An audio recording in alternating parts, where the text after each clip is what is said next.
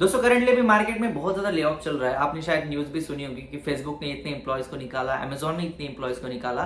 और इस चीज को हम नजरअंदाज नहीं कर सकते कि फार्मेसी फील्ड में भी बहुत सारी छोटी छोटी स्टार्टअप्स ने, कंपनीज ने अपने एम्प्लॉयज को निकालना शुरू कर दिया है। तो ऐसे में आप ऐसे रिलैक्स नहीं बैठ सकते कि हाँ यार उन लोगों का हो रहा है, मेरा थोड़ी ना हो रहा है।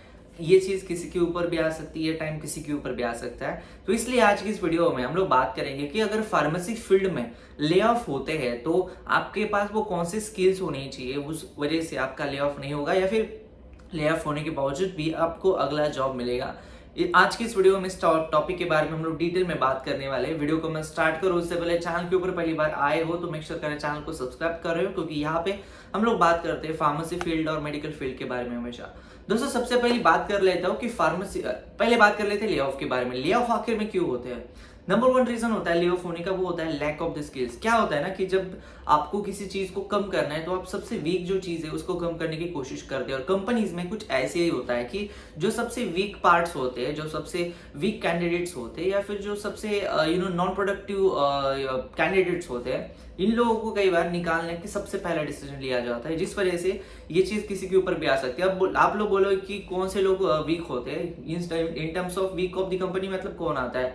देखो क्या होता है कि हर एक इंडस्ट्री के कुछ स्टैंडर्ड सेट होते हैं, उस स्टैंडर्ड के हिसाब से आपके पास स्किल्स होने चाहिए। और दूसरी बात ये होती है कि कई बार industries in terms of cost saving, मतलब उनके पैसे बचाने के चक्कर में अपने स्किल्स को कई बार नजरअंदाज कर देती है या फिर कई बार थोड़ा सा कॉम्प्रोमाइज कर लेती है। जैसे मैं आपको एग्जांपल देता हूँ, आईटी कंपनीज में अगर आप जाओगे, इंजीनियरिंग वाले आईटी कंपनीज में, तो आप लोग देखोगे कि मैकेनिकल वाले लोग भी वहां पे है, सिर्फ उन्होंने अपने कोर्सेज किए हुए हैं, उनके पास वो स्किल्स है जिस वजह से वो लोग उस पोजीशन के ऊपर है। लेकिन कहीं ना कहीं कंपनीज ने उस चीज को नजरअंदाज ही किया है, हम लोग ऐसे ही बोल सकते हैं, क्योंकि बाय डिफॉल्ट वहां पे वो लोग जाने चाहिए जिनका एजुकेशन बाय डिफॉल्ट हुआ है कंप्यूटर के लैंग्वेजेस में, जैसे कंप्यूटर इंजीनियर्स हो या फिर ईएनटी इंजीनियर्स हो या फिर कोई और हो जो जिसने एग्जैक्टली वो चीज पढ़ी है।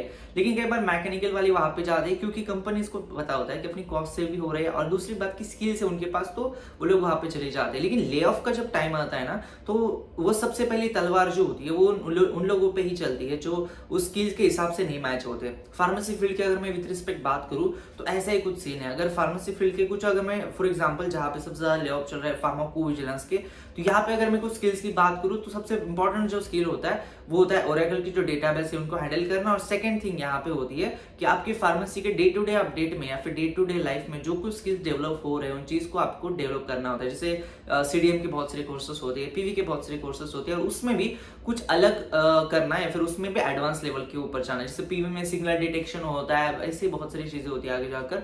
तो ऐसी चीजों को आपको सीखना एक सबसे इंपॉर्टेंट चीज होती है।